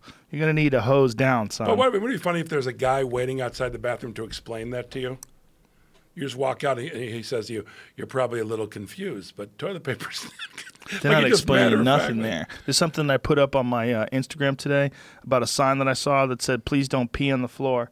And I'm like, how many people have to pee on the floor before you have to put a sign up that says, please don't pee on the floor? And by the way, if you're a person who pees on the floor, are you really going to go, oh, I was going to, but now I'm not at all. I'm stopping the floor peeing. Exactly. It's like, please don't rape. By the way, the truth is about floor peeing, the pee ends up on the floor. Some does. Yeah, some does. Yeah, for dudes. Yeah, for dudes. Another thing I read that's very honest, that I agree with, some guy said because of smartphones, I pee sitting down much more than I would like to admit. Oh, that's a fact. We did an episode about that on Curb Your Enthusiasm. Yeah, because you sit down and you're like, well, I'll just take a shit, and if it doesn't come out, I'll just pee and I'll read my phone. Yeah, I'll just read stuff. Yeah. You guess. No, look, people with their phones, that's a whole thing for You got a problem with phones? As a tool, no, I do not. But as avoiding being in the present, I do. Yeah, they're addictive. They're addictive. They're very addictive. And by the way, I got to be honest, I don't remember the last show where somebody didn't pull out their phone. The last show, like when people are doing stand-up? texting, someone is, even if it's one person. Right. I can't even remember somebody not doing that, and that's the ultimate. That's so disrespectful. Well, one of the things I did before my last Netflix special that I filmed in April was I went on tour for 3 months where you had to use those cell phone bags. Oh, you did those? Those Yonder bags. Yeah, they're a giant fucking pain in the ass. By the way, I play a lot at Largo. And I would just make an announcement, and then if someone does, you kick them out. No, I mean, some people just feel like, yeah, but I got to just answer this text. Yeah, but I just got to do this. Yeah, but I'm a big fan. I'm going to take a picture. Yeah, but my response is, but I'll see you later. Yeah, there's an issue. But what I was going to say is that it's a big pain in the ass, those Yonder bags, but the show was like 10% better because no one had their phone, and you just sit there and you would actually be connected to the show. But people are like, but what if I got a fucking plan later? What if I got this? What if I got a text coming in? What's that character's name? I don't have one. You don't have a name for the character? Doug. Oh, okay. No, but I don't. That's Stanhope. Toby. No, Toby. Okay, That's Toby. This is Toby. Toby what if I got a call coming in? Yeah, hey, bro, Toby. I gotta leave the show to answer the phone. Toby, which of your Pirates of the Caribbean movie is your favorite? All of them. I'm a fucking huge Johnny Depp fan. One of the reasons why I did that because Chappelle was telling me how much he enjoys it, and Hannibal Buress was telling me how much he enjoys using those bags too. But another reason was this woman complained that when she went to my New Year's show, that some girl behind her made 2 separate phone calls and was saying Happy New Year to people during the show. During the show, she's like, this stupid fucking bitch was making phone calls while the show was going on. By the way, I've been behind, in front of, next to that person. That's a crazy thing to do. To be, you're at a performance, a live performance, and you're calling people and talking to them, or even answering the phone and talking on the phone. But I think if you have signs with a stern language, saying you'll be. No, It's like peeing on the floor, bro. No, but I got to be honest with you. I really respect my audience, and I really think that would eliminate the handful of people that would be douchey. Yeah. I think because I play at Largo a lot, and at Largo they make the announcement. And I have never seen anyone during my show. Largo's exceptional. That's an exceptional place. Yeah, but you can create an exceptional vibe. Yes. In your audience by respecting them. I certainly agree. It's like when I go someplace and they want to put a stamp on my hands, I just go no. No, there'll be no stamps on my hands. And you know what the doorman usually says? What? Okay. Really? Yeah. So they do not. I don't really drink alcohol. But like if I go to the bar and order a drink, the guy's going to look for my stamp. Point being is, fuck all that. I got to have respect for people. What if you go to like a musical festival and they want to put a wristband It's like on also when you go to the bathroom and they have the sinks. I don't mind the sinks where it senses your hand, even though it doesn't always do it. But man, those ones where you push down and you get 10 seconds, that's so disrespectful. It's wrong. Wrong. Really? Wrong to mankind. You know what bothers me? What's when that? you wave your hand on a thing and it gives you a tiny little strip of paper. Yeah. Yeah. A little stingy ass piece of paper to dry your hand you with. Wave it a second time. Give me a real fucking piece of paper, But you know what's bitch. great? Those powerful new blow ones. No, those are no good. I dig them. There was an article that I tweeted about those things. What is the problem is there's like shit dust in the air from right, people and enough all of the this. We gotta bacteria. stop. Wait, but by the way, let me ask you the premise of the shit dust thing there. So you're saying people take a dump, wash their ass, wait! Yes. And then don't go to the sink to wash their hands. They just go straight for the dryer thing because it's fun, and let's spread the shit around. The thing is, with that, when you hit that dryer, the dust from that, the wind, all right, stop, it kicks stop, up. stop, This stop. is science. Okay, enjoy the it. Scientists. Enjoy. There's too much for me to think about. Too much for me to think about. Listen, man, I did no research. I just posted an article that I read that and said that those things are super really unhygienic. And then somebody goes, "Hey, if Joe posted it, it must be true because he did his research." Could be very clickbaity, right? They could have just got you. Yes, yeah. Some bullshit. Some bullshit. Yeah. Some could guy be. named Bob who's a doctor. I'm telling you, there's shit in there. That's my character of Bob, who's an angry doctor. There's shit in there. Am I right, Toby? Shit dust. Yeah. I was on the phone. I didn't have time. I didn't have time to wash my hands. Hand dryers suck in fecal bacteria and blow it all over your hands. Study finds. See? Bro. All right, there you go. Enjoy. So I will not be using that anymore. I will use the blow dryer. And when I touch the thing to have the towel come down, I know that that's very clean. Yes. No. No? No, that's not But clean. at least it's not Look, blowing there's no fecal let's just put it this way. There's no winning. It's no winning. No, when you got to take a dump in public, there's no winning. Well, there's also the issue of like becoming some OCD person who's fucking completely crazy, squirts Purell all over their body everywhere they go because they're afraid of everything they touch. And then they don't build up immunity. I have a giant issue with that. I've worked with many people who in auditions won't shake an actor's hand because they've got, and that's not, well. Do you friends with Howie? Yes, I know that Howie doesn't touch. He don't even bang Knuckles anymore. He was banging Knuckles for a while. He won't even do Knuckles anymore. He's gotten worse. That's his business. He's a good man. He's a very good man. Yeah, I really like that guy a lot. Yeah, I do but I too. want to hug him.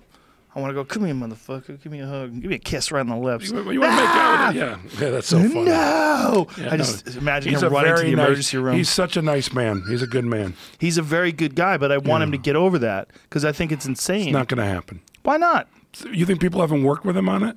It doesn't make any sense. You have to want to change, Joe. Ooh, look at you. You have to sound want like your own psychiatrist. If you don't want to change, you're not going to change. That's true. And that's with addiction, with anything. If you don't want to do it, nobody.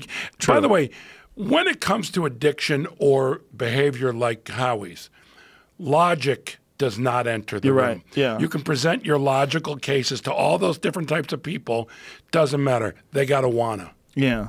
Well, he goes so far as that he puts down a trail of paper towels in his hotel room so that he never has to stand on the carpet. See, I did not know this. I don't want to know this. I don't want to think about Howie in hotels. Sorry. I want him to be happy in hotels. Well, I'm sure he's happy once he steps on that paper towel. You know what's special I loved as a kid? What? Howie from Maui. Oh, yeah. It was hilarious. He told me, I told him this the other night, he goes, that was shit. And I go, no, I laughed really hard at that special. Well, it's because he's very funny that he's self-critical. Every funny person I've ever known thinks their I act find sucks. the best response is just thank you.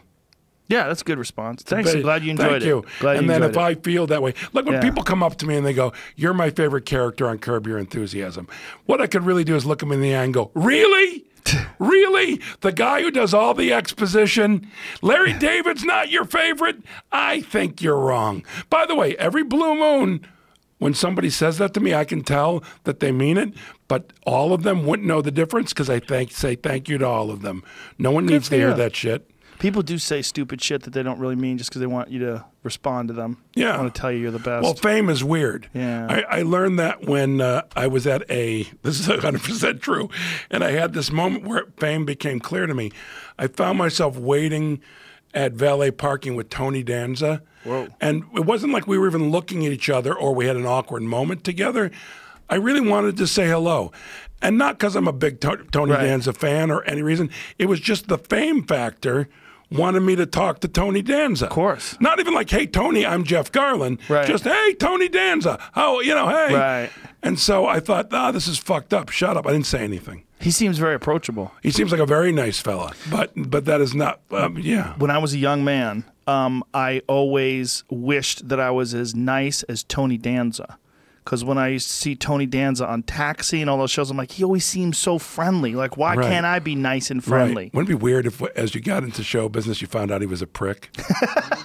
But the truth is, I've never heard a bad thing ever I'm sure said he's about him. There was a fist fight with him at the Comedy Store one night. Oh, really? Yeah. A long time ago. I want to say, like, it was before my time, and I started there in '94. Mm-hmm. So someone said something stupid to him somewhere back in the day, and Tony Danza was a professional boxer. yeah, like yeah, a yeah. really good boxer. yeah. He actually took a pro fight in between tapings of Taxi yeah. Driver. Or Taxi, rather. When he was first season, in between first and second season, he was off for a few months. He's like, fuck, I'll have a fight. Mm-hmm. And then he's like, what am I doing? I'm a fucking actor now. Yeah, he is. And But he's somebody got mouthy with him. Well, Give him the old 1-2. By the way, when you see someone like that get into a fight, you know whoever approached him really. There have been times where I felt like it's just not worth it. Yeah. Oh, for sure. Because you lose.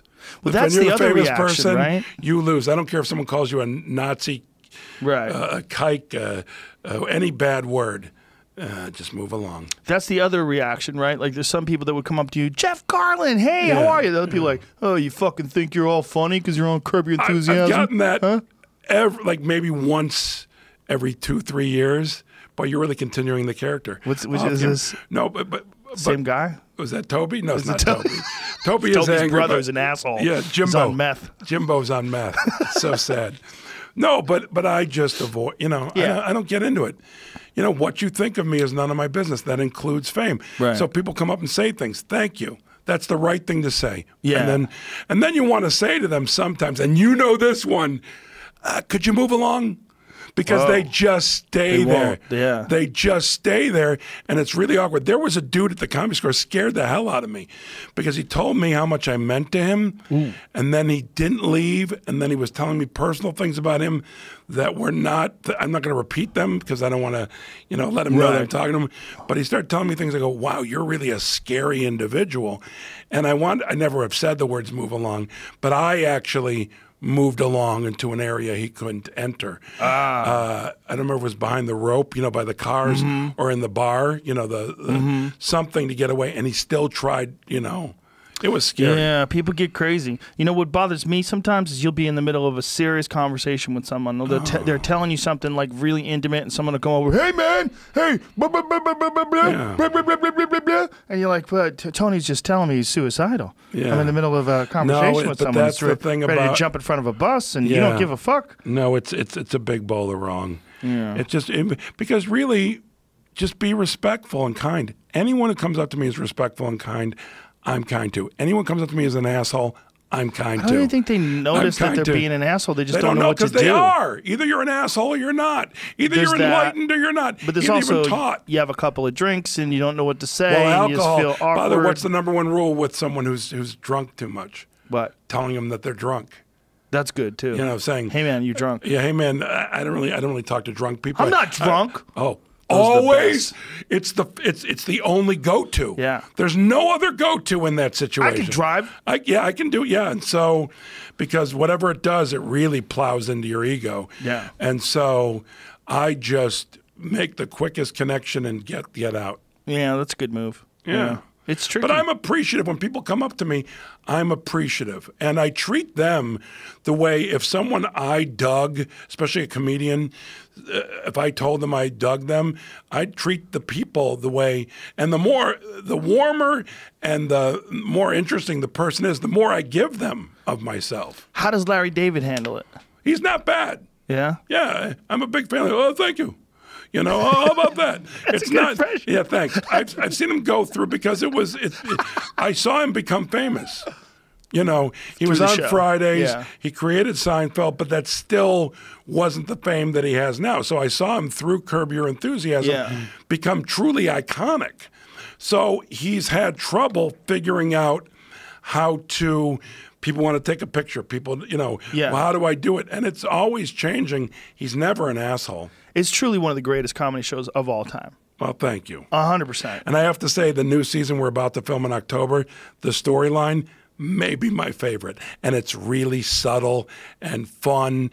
It's like one of those things like, it's like, I think people watching it will feel that they're living a fantasy. And after the first one airs, I'm happy to come back and talk about it. You know what I mean? Yeah. Because that premise of where we're going is delightful. I love how HBO gives him sort of carte blanche. They're like, you know, take a couple of years off. Do whatever the fuck you want. Like, yeah, takes him pretty great. Yeah. Well, for Larry, it's not about the money. Of course. It's about, can I do another good show? Right. And that makes us different than most shows in history. Yeah. And he only wants to do good work and enjoy himself. Otherwise, there's no reason. Yeah. And HBO is smart that way. They're genius. I mean, look, if you think about the shows, Sopranos, fucking Game of Thrones. Yeah, I no, mean, they've they done some know good work. how to let a show just be a show. From what I understand, they give a lot of notes on their pilots, but once you become a series, they kind of leave you alone. That's amazing. You know, whereas when you're doing a network show or from other pay sources, I've heard that the notes never stop. Well, when I was on news radio, is the easiest thing to ruin with notes. Drama can survive notes. Comedy cannot, because it's like the doing comedy is like the dominoes, and if you take one of those and just move it a little to the left or the right, you're screwing up the whole thing. That's a very good point. Yeah. When I was on news radio, we weren't successful, and that is when you get the notes. We were.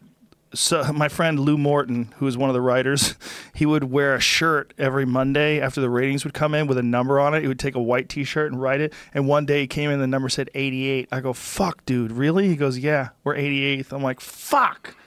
I was like, God damn it, I better save money. That was out for 3 years, right? 5. 5 years. Yeah. So the point being is that was an immensely successful show. Barely made it. If you stay on the air, that's pretty great. No, for sure. I mean, it's definitely better than being canceled. But the point being is that we were never a hit. So we always got notes. We're constantly getting notes. Like, we need a gay neighbor. We need a black guy. We need we need a this. We need a that. We need a love interest. We need a fucking... I'd watch that show, by the way, The Gay Neighbor and the Black Guy. If that was the name of the show, I'd be in. That's probably a good name of a sitcom. Yeah, The Gay just Neighbor a black and the Black guy lives Guy. next to a gay neighbor, and it's the problems they There's a deal with. lot of sitcoms, and I don't want to name names, but I watch them, and I know they're very, very, very successful. And I watch them, and I'm stunned. I don't understand it. It's like they're speaking a different language. I don't get it either. I don't.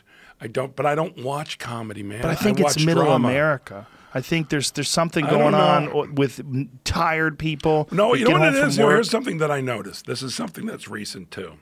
That audiences now respond to what they think is supposed to be funny. Like, real comedy fans dug news radio. Like, people who dug comedy, I think, dug news radio. People who did comedy dig Curb. Do we have other kind of fans too? Yes. But I find that comedy fans really do get comedy. Right. But everybody likes to say they like comedy or they watch comedy, and they may not have any sense of humor. Right. So I find there was a show. I'll give you an example.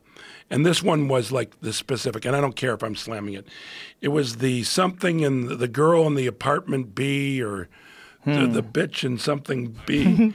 It was lead actress, very talented, but I watched the show, and the rhythms were, this is what comedy is. It wasn't funny. It didn't have a natural vibe to it. It had no reason for me to keep watching it, but it was done in a style that other shows have done since, where this is how comedy's done. This is the way we spin a line or do a situation. And I don't know why, but it always involves a lot of that putting the spin on the ball, or what do you say, dancing in English. Yeah, dance moves. It has a lot to do with that. Because even if you watch a lot of Nickelodeon shows or Disney shows, they tend to do that. They put the spin on it. It's never funny enough just to have. Here's the thing about comedy, TV comedy, I think for the most part, you're supposed to be enthralled with the situation. Right. The situation. So the situation, Lucy got into a situation. Yes. And you laughed at Lucy dealing with the situation. I bet in the entire time Lucy ran on the air that there might have been 12 great jokes that she said in the situation. You're laughing on how she deals with the situation. It's a very good point. And you look at any great comedy, and that's what it is. It's Larry David dealing with a situation. Yes. So, and by the way, one thing Larry and I are very proud about with Curb Your Enthusiasm, if one of us says something funny to the other one because we improvise, we laugh. So these shows you see, people say these lines written by writers, and then the audience laughs if it's on stage, but yet the actors don't laugh at one another. Right. That's wrong. Right. It doesn't make any sense. So on a lot of levels, it's just not right. And then there are shows now that I've watched for maybe 5 minutes where I cannot believe how terrible they are, and yet they're successful. Hugely successful. Hugely successful. Don't get it. Yeah. When you guys do a show, you don't really have like a full script in terms of we have a very tight outline. We have 7 pages written. Larry has written the story. Right. And in that story, maybe a half dozen things are like, he says this, or she says that. Because you have to move the story along. Yeah, it's for story purposes, not because it's a great joke. Right. And then I play it every time differently. Unless I'm told by the director or I'm one of the producers, we have a meeting of like, we need to get this across. This is not coming across, and I'll make an adjustment. Right. But in general, I try and do it different every single take. That is so crazy. And how many takes will you do? Well, if it's Larry and I, just us, he and I alone in the scene, we can have a scene done in less than an hour. But if there's a bunch of other people, it could be 3 hours. Wow. And the idea is just like, this is what needs to take place. We have to figure out how to get it across the fact that the refrigerator's broken and we're going to have to go buy ice. And who's going to buy the ice? I don't want to drive to buy the ice. Right. And then you're all just talking. It's more in depth than that. The story is really there. Right. But yes, how we approach it, and sometimes that can change things. But that's one of the reasons why the show is so good, because it seems so organic when you guys are talking. It is. Well, that's what I get out of it. We don't rehearse. That's amazing. Zero rehearsal. The Goldbergs, we don't even do a lot of rehearsing, but I have to stick to the script. If I want to improvise on the Goldbergs, I have to let the producers know, not to get permission, to let them know this take, I'm going to do something different, and I have to let my fellow actors know. Ah, that's interesting. I have to let Is them it know. hard for you to adjust, to go from 2 different styles? I don't know that it's difficult, but I find the Curb Your Enthusiasm way more enjoyable. Oh, I'm sure. But I'm really proud. The Goldbergs is the #1 show on TV that families watch together. So I'm very proud of that, and I get why people dig it. It's not my style, but when I watch it occasionally, I don't watch it very often, I get why people dig it. I'm not confused by the show. Right. You know what I mean? Yeah. Like these other shows we're talking about, I'll be confused as to why they're successful, why they're on the air. But other ones I watch, like I watch Modern Family, I get why people dig it. Right. It makes total sense to me. Yeah. You know, so it's much more enjoyable during the Curb thing. It's edgier and all that. But I still dig the Goldbergs. And I also dig the crew, and I dig the people I work with, and I dig the writers. So it's a very positive, wonderful experience. And I'm lucky. I'm on one of the most popular network comedies, and I'm on the most popular alternative comedy. How'd you get to be so lucky? By the way, I'm grateful. I keep on getting told in therapy, don't say lucky so much. Why does he tell you that? Because grateful. Because I do have something to do with it, but not from an ego standpoint. Right. Like, I've worked hard, I've done this, I've done that. Yeah. So I'm just incredibly grateful. You're lucky too. I think I'm lucky too. Yeah, you're lucky By the too. way, You're grateful And and by you're the way, lucky. what if I told you, I'm not kidding, that dude has taught me so much, that might be the only thing I disagree with him on. Yeah, he doesn't know shit. No, lucky is good. You know, Roger Daltrey always said, "Be lucky," and it's because that means no matter how great you are, no matter how much you have to do with this or that, if you look at it that you're lucky. By the way, being humble is a big bowl of delightful. The combination of being confident and being humble, you can't beat that. Well, being aware that you could be born in Ethiopia, you could have been born all in that, but fucking even the middle of nowhere. Yeah, Could have been fucked. I'm not big on ego. Ego screws me. And by the way, I was ignorant enough at one time to think I could eliminate my ego. You can't. You just got to recognize it when it pops up. Recognize it and keep it under control. Well, just say, "Hey, man, don't need you. Yeah. Thank you." You know, sometimes I'll get asked to do something, and as I'm thinking about it, well, am I saying yes to this out of an ego move? You know? Oh, I've definitely done that before. Yeah. Yeah. I think that's. Well, one of the main reasons why I exercise so much is to try to keep my body in balance, not in terms of like the way it looks, but so it doesn't get in the way. And I think that a lot. By the way, if your body's in balance, then that helps your mind. Oh yeah, and that helps your soul. Oh, for sure.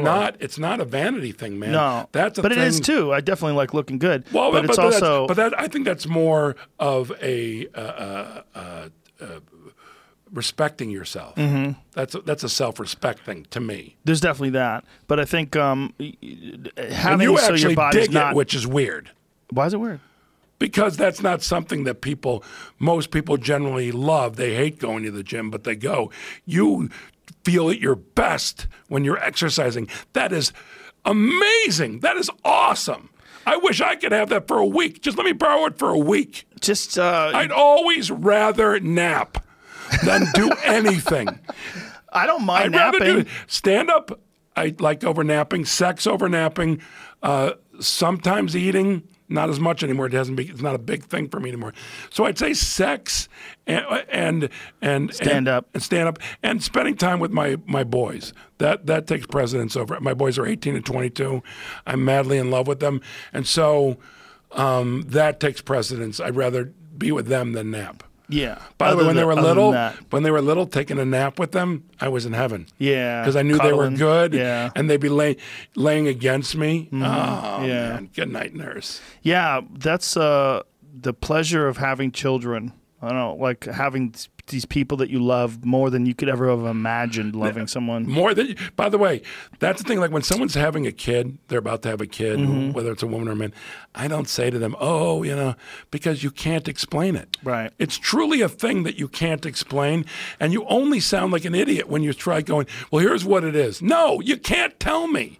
It's going to be unique to me. Yeah. And it's so much bigger than I ever could have imagined. It's a different thing than you could ever imagine. Like you become a different person too. There's like there's an actual switch that seems to go off and a change of course. By the way, let me just say something, because you know people and I know people where for whatever reason that switch doesn't go off and they still stay the most important person in their own lives. That's weird. It's weird and it throws me, and that's somebody I do not want to be friends with. No, it's people that are bad parents that don't like their kids. It's a very unfortunate thing. It's a big bowl of wrong. It's such sad. it's so sad. Yeah. It's painful. I think there's there has to be levels of sociopaths, right? There's levels of I it. think there is. I mean, that's just me. I don't know anything about that topic. There but must be. You see people with sociopathic behavior. Yes. And you just go, oh, okay. Yeah. Well, it's also the business that we're in too. The It business draws them. Well, for sure. They want. I used to do a joke about it that the problem with actors is that they have this big hole in their soul that they need to fill up with other people's attention. And I would say, not me. I'm different. That's how I'm up here with a microphone. Right. Well, by the way, With a comedians are spotlight on completely me. different than for the most part than actors. Well, you get checked. By the way, you all also the know time. that to be a great actor, you can be dumb as a rock. Oh yeah. Yeah. It's the and only art. crazy. It's the only art form. Excuse me, I had a little hiccup. Something Something happened. It's the only art form And I know plenty of really intelligent actors, but I know some that are so talented, and if I could never have a conversation with them, I'd be thrilled. Oh, it'd be amazing. Because they're just so dumb. Yeah, but when the time comes, and they said they can become that person, they can fall into that role, and there's something wrong with them. What they could do, like Wayne Fetterman has a bit about it. You know, God bless you for just mentioning Wayne Fetterman. Love Wayne Fetterman. I love him so much. I did a pilot with him way back in the day. Did you? Yeah. He's just such a good egg. He's so funny. Great guy. Very He's a funny rock, guy. man. And I've known him since I'm 20 years old. I met when I first started doing comedy. Oh, wow. I'm from Chicago, but I started comedy. I'd moved to Florida with my family, South Florida, and we're from the same little town in Florida called Plantation, Florida, outside of Fort Lauderdale. We did a pilot together 20 years ago. 1998, I think it was. I think that was his last pilot. You might be right. But I love him so much. He had a bit that he was doing on stage once about actors, and I grabbed him off stage. I go, dude, you said it. Like the way you said it the right. Because like also he's free, right? Because you know he doesn't have notoriety. He's not worried about running into these people that he talks shit about on stage, so he can be free. And he was like, it's not normal to be able to cry on cue. He's like, yeah, you can cry on cue, yeah, because you're fucking broken. There's something wrong with you. By the way, that's another change in the world of stand-up. The number of people who and this started from the comedy boom when people were getting sitcoms. Yeah. Actors saw this and they went, oh, if I do stand-up, I'll be discovered. Yes. And so that's brought a lot of people that aren't truly comedians to comedy. Yeah. Which, and I can spot them. There was a dude. You can spot him. Oh my God, yes. There was a dude at the Laugh Factory who was actually funny. And he was actually good. And he said, if I don't have a sitcom, I'm quitting by next year. And he didn't, and he quit. Whoa. I don't remember his name.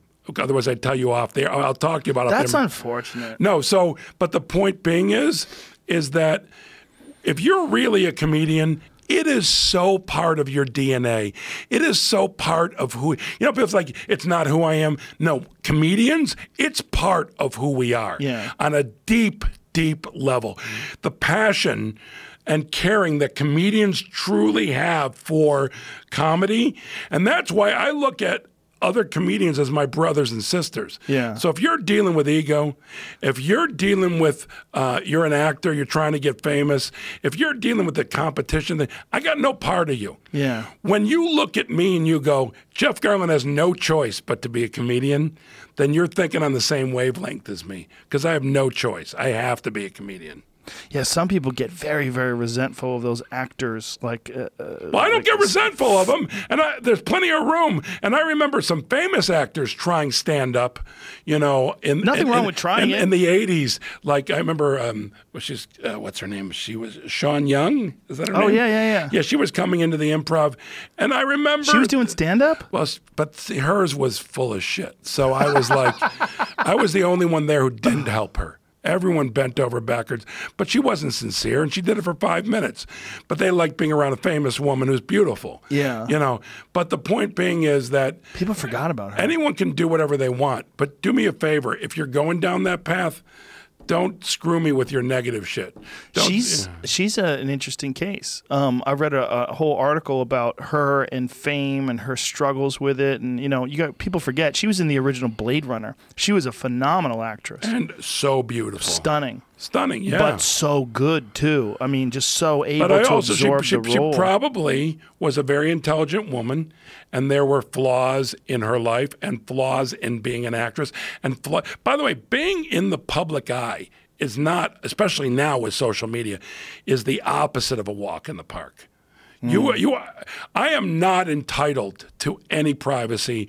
I am not entitled to any alone moments when I'm walking in a park. I'm not. And that saves me to look at it that way. Yeah. That I'm not entitled to it. Right. Because if I want to be alone, I'm going to stay in my living room. Right. I'm going to sit in my backyard and look up at the trees and the breeze. Man, I can't see the breeze, but I can feel the breeze. But the point being is, the world of any privacy for you in the public eye, gone. Yeah. And, you know, when I'm at like a restaurant or the airport and the TMZ people come with their microphones, I don't say a word. Why help them sell that crap? And then they turn off the mic, and they know this at this point now. And I'm very friendly. How you guys doing? What's going on? And I know some of them, but I don't have the right to walk through the airport without them in my face. That's part of the thing. The So I only don't thing that demand you it. ever get out of those is you say something stupid and people get mad at you. Right. Like Anthony Bourdain. The only thing you get out of that is saying something stupid and people get mad at you. There's no winning. There's no time when you're going to say something to TMZ and people are going to watch it and go, that was so damn insightful. Well, it's possible. It's certainly possible you can, but Oh, a lot of times that is it's on Baron the von spot. Longshot. That is such a long shot. It is a long shot. Specifically TMZ. Yeah, but Bourdain got a shitload of death threats when he was at the airport, and they said, if you were going to cook dinner for Trump and Kim Jong-un, what would you serve? And he said, hemlock. You know, just a joke. He's a funny guy. He Right. said something funny. And No, but see, that's the thing. There's no winning. yeah, there's no winning. Because, by the way, he could say that at a dinner party. Right. You know what I mean? Yeah. And if someone's offended, then they're a tool. Right. You Yeah. know, he could say that. By the way, he could say that in a room full of 11 Republicans, Yes. and they will laugh. Yeah, but you're opening yourself But up when you say to it the in the whole public, world. that's right. So I don't say anything. You know, you can ask me comments about things that go on in the world, and I know I'll have an answer that will not get me in trouble. That's the case today with comedy, right? It's like you're opening yourself up to the world. You're not just opening yourself up to the But people I that... never, when I went on stage, was ever in fear of going down a path where I would say something that was wildly inappropriate. Not inappropriate from the standpoint of taking a risk, but just because my sense of humor doesn't go the Right. way to use certain words. Like, Right, I right. don't use that word. Right. Not because I'm scared of anything, but so people who do that, it's like Like Michael Richards. Michael Richards. Yeah, who, that's the by the worst way, example By the way, you know when he and the walked best. off stage, and I think it might have been Tom Papa who was standing in the corner, he went up to him and went, weird crowd. Having no idea that his life was over as he knew it. Wow. Weird crowd. Because, by the way, I remember being furious because certain people that came down to him on the news, like the next day or two, were people who I had heard say worse things in their stand-up. And they were talking shit? They were talking stuff.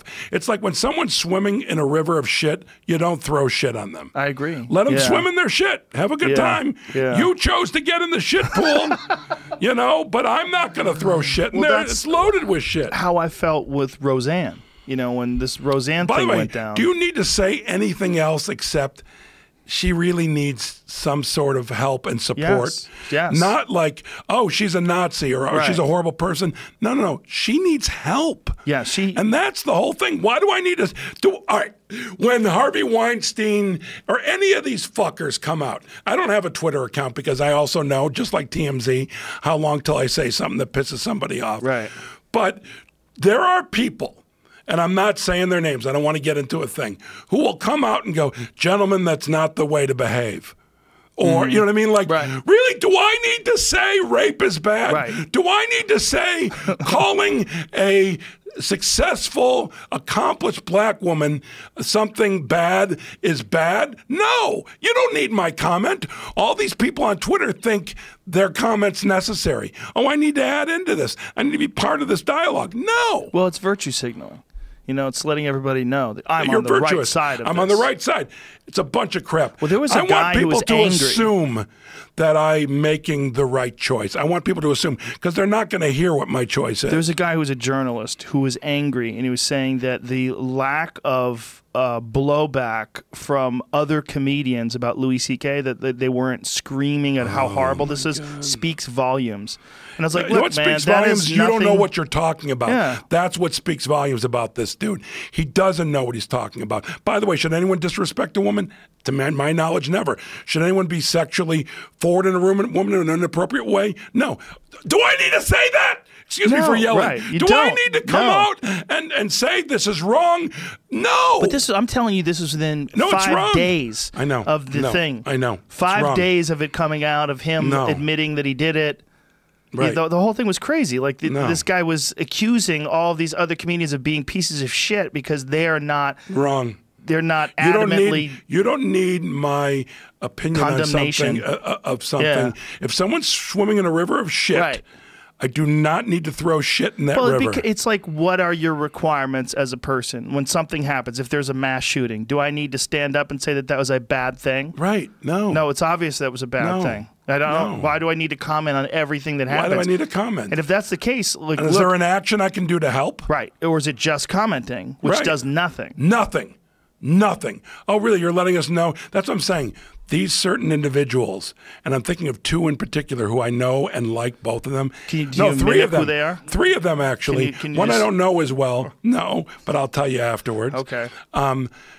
Always in these situations, say the obvious. Like, Yeah. who wouldn't believe that? And I get furious. Especially one of them's a great old friend of mine, and it's just a comment every time, and it's like, Yeah, I have a friend that does the same thing, who's an accomplished stand-up, and it's always, how do I word this without giving this guy away?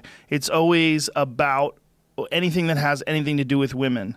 Like, he's always standing up for women, but meanwhile, I know this Right, I guy know. lives in hell. I Right. know he lives in hell. Like, his marriage is shit. He, like, literally hides.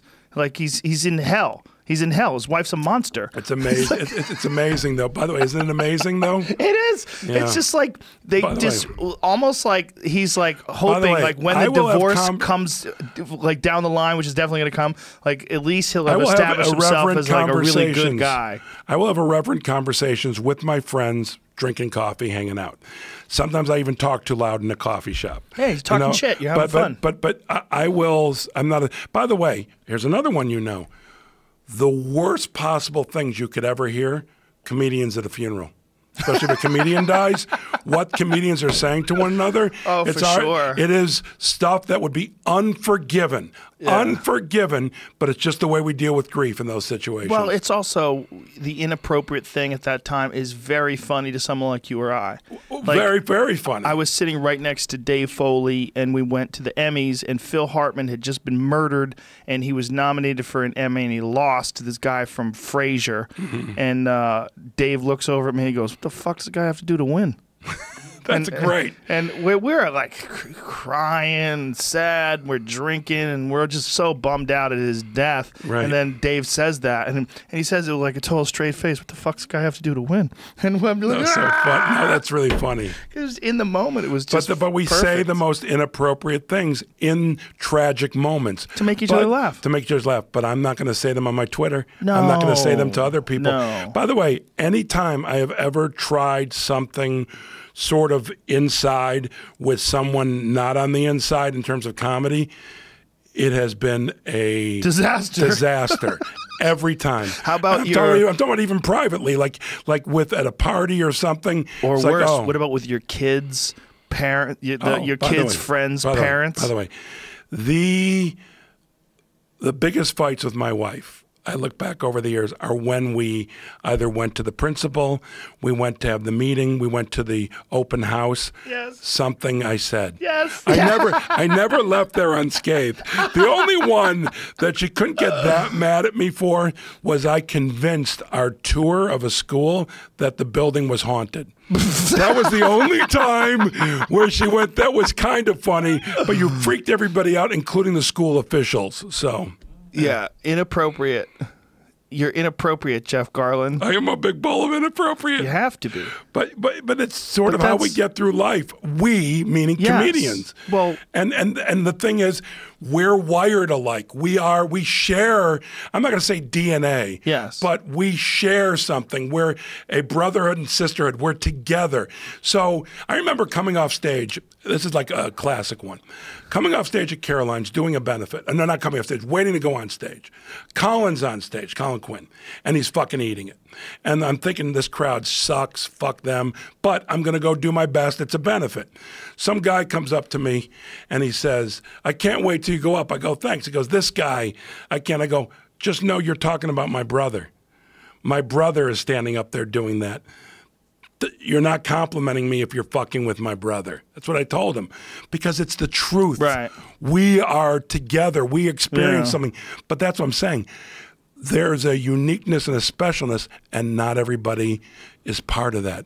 Everybody is an actor trying. A lot of people are actors. Yeah. A lot of people are in it because their ego, their singing voice maybe wasn't good enough. Like, I'm just saying, it's like.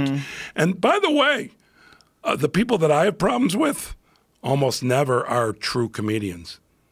Yeah. Like, to where it's the brother, and like where it really, when we're together, it's almost never, it's always ego people. And it's always people that are doing it for the wrong reasons. And by the way, it's not me sitting in judgment. It's me getting what they give me. And by the way, I don't have conflicts with them. I let them, that's something I learned a long time ago. That's ego, to put my shit on them. Right. But I drive home feeling sad. Yeah, I avoid doing that. I've learned to not have conflicts. Took a while. Before, when I would disagree with something, I'd be like, fuck you. But that fuck you doesn't get anywhere. It's like the same thing as like when something happens and you complain about it on Twitter, but I have you're not to say changing. something. Let's talk about change. Did you read about that girl from Sweden? It's from Sweden, maybe, who got on the airplane with the guy who was being sent to Afghanistan? I did read that this morning. I have never been more... The guy was being deported, and she wouldn't sit down. She knew when he gets back, he's going to die. He's going to be murdered, this guy. That was her attitude. What is this stuff? Because I only read the headline of it. Well, I didn't read thing. the whole story. So she's on the plane, specifically bought a ticket knowing that he's being deported. So she did it on purpose. She's an activist. She's an activist, but I don't know what she's done in the past. All I know is she refused to sit down. And at a certain point, there was a soccer team on the flight, stood up with her. There were other people who said, we back you. But there were also a lot of pieces of shit. Sit down, you're making us late. Someone's going to die, and look at her putting herself on the line. And then she and the guy who was being deported were finally escorted off the plane because she did her research. And her research told her that the captain can have them both taken off the plane and take off anytime he wants. So the story was that he was being deported because of ICE? Is that what it was? I only read the one story. See if you can find it, Jamie. So, but they were deporting him, and then he was going to get sent back to Afghanistan where he was going to be killed. Yes.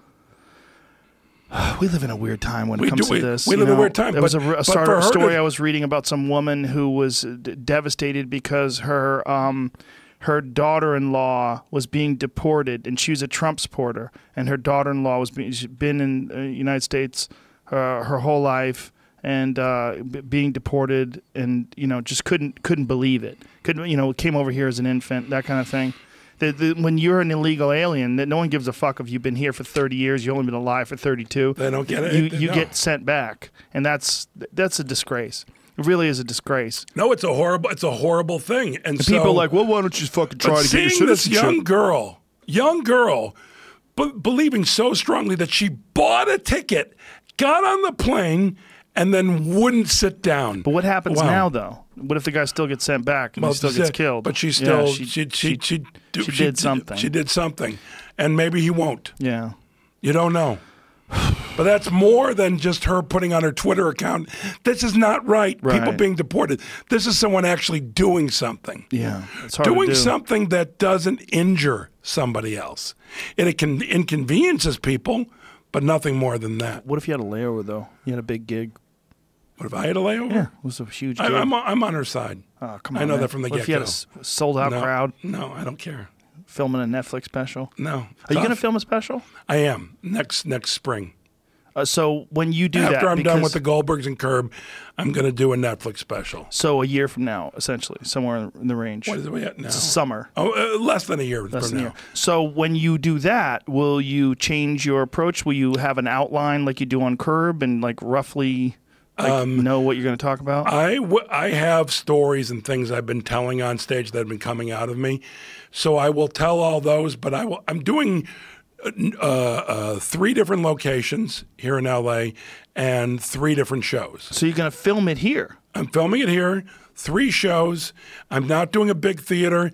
I mean, I've played big theaters, but that doesn't help me for a special. That's just the typical come out to the big applause, do my shtick, good night, everybody. Right. No, I'm going to actually... Tom Papa's going to actually direct this. Oh, beautiful. It was his idea. He's going to follow me around during the day, and then how my day comes into my show that night. Beautiful. Yeah. I love it. But I'll have some prepared. But between 3 shows, I should get enough. And, hopefully it'll be an interesting thing. That's what I aspire to do. Make something worthwhile and interesting as opposed to filling my ego. I don't care. Can we do this again sometime? My friend, I am honored. It's too long in coming. And I'm thrilled to have been here. People ask me, I'm like, I don't really know Joe. I go, but the first chance I get, which was the other night when I saw you, where it was like, oh, hey, can I do the thing I really want to? And you're like, yeah, sure. It was so simple. But people have said to me all the time, go on the show. And I'm like, yeah, I will, But being busy like yourself, it's not like that opportune or I have a list. Call Joe, Right. Yeah. So We did it. We did. It worked. And I will, again, anytime you want. Let's do it. Yes. It worked. It was an honor. This was great. I had a ball. I enjoyed it. Yeah, thank you, man. Jeff Garlin, ladies and gentlemen. Thanks, brother. Thank you.